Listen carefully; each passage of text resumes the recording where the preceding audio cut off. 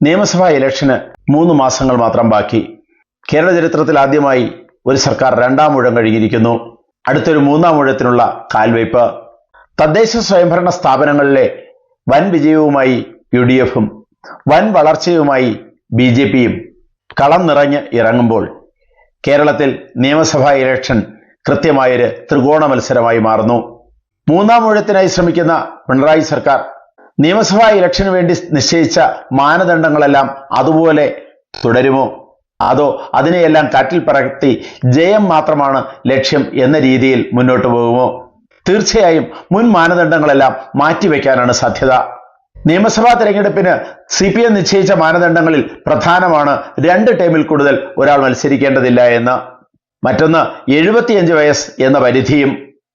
75 വയസ്സ് കഴിഞ്ഞവരെ സംഘടന പാർലമെന്ററി കാര്യങ്ങളിൽ നിന്ന് ഒഴിവാക്കുകയാണ് പതിവ്, അല്ലെങ്കിൽ അവർ മാറി നിൽക്കണം എന്നുള്ളതാണ് നിർദ്ദേശം. ഇത്തവണ എന്ത് സംഭവിക്കും? 2 ടേം വിജയിച്ചവർ പാർലമെന്ററി രംഗത്ത് നിന്ന് മാറി നിൽക്കണം എന്ന നിബന്ധന വെച്ചാൽ മുഖ്യമന്ത്രി ഉൾപ്പെടെ ഏകദേശം 24ഓളം പേർ മാറി നിൽക്കേണ്ടി വരും. അതുകൊണ്ട് തന്നെ ആ നിബന്ധന ഒഴിവാക്കാനാണ് സാധ്യത. ഏത് മാനദണ്ഡം മാറ്റിയാലും 3ാമതൊരു ടേമിലേക്ക് ഞങ്ങൾ തന്നെ അധികാരത്തിലെത്തണം എന്ന നിർബന്ധത്തോടു കൂടിയാണ് CPMന്റെ നീക്കം. 2 ടേം എന്നൊരു നിബന്ധനയുണ്ടെങ്കിലും ആവശ്യമെന്ന് കണ്ടാൽ 1 ടേം കഴിഞ്ഞവരെ പോലും വീണ്ടും മത്സരിപ്പിക്കാൻ സാധ്യതയില്ല. എന്നാൽ ഈ 2 ടേം എന്ന നിബന്ധന വന്നത് K. സുധാകരനെയും ബാലനെയും അതുപോലെ ശ്രീമതി ടീച്ചറിനെയും ഒതുക്കാനായിരുന്നു എന്ന് പാർട്ടിക്കാർ തന്നെ അടക്കം പറയുന്നുണ്ട്. പൊതു സ്വതന്ത്രരെ CPMന്റെ സീറ്റുകളിൽ മത്സരിപ്പിക്കുന്നത് CPMന്റെ നയവുമല്ല. എന്നാൽ അതും ഇത്തവണ മാറാനാണ് സാധ്യത. അടുത്തൊരു നിബന്ധനയാണ് 75 വയസ്സ് തികഞ്ഞവർ മാറണമെന്നത്.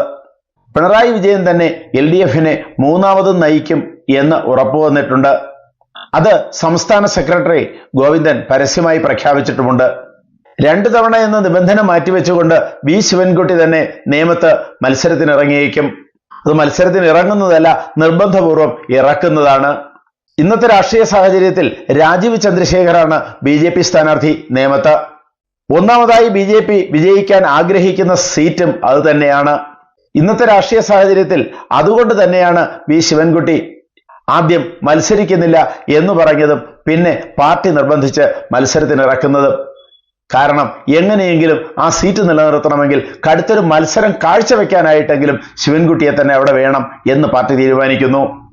വട്ടിയൂർക്കാവിൽ നമ്മുടെ മേയർ ബ്രോ തന്നെയുണ്ട് MLA ആയി.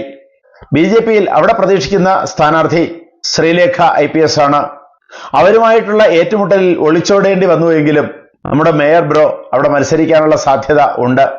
2 ടേം നിബന്ധന ബാധകമാക്കിയാൽ ഇളവ് കിട്ടുന്നത് പിണറായിക്ക് മാത്രമല്ല, അതിൽ വീണ ജോർജ് ഉണ്ടാവും, ശിവൻകുട്ടി ഉണ്ടാവും, അബ്ദുറഹ്മാൻ ഉണ്ടാകും. വളരെ അപ്രതീക്ഷിതവും നാടകീയവുമായ കാര്യങ്ങളാണ് ഈ നിയമസഭാ ഇലക്ഷനിൽ കേരള രാഷ്ട്രീയത്തിൽ സംഭവിച്ചുകൊണ്ടിരിക്കുന്നത്. UDFനും LDFനും കേരളം ഭരിക്കണം, BJPക്ക് കരുത്ത് തെളിയിക്കണം.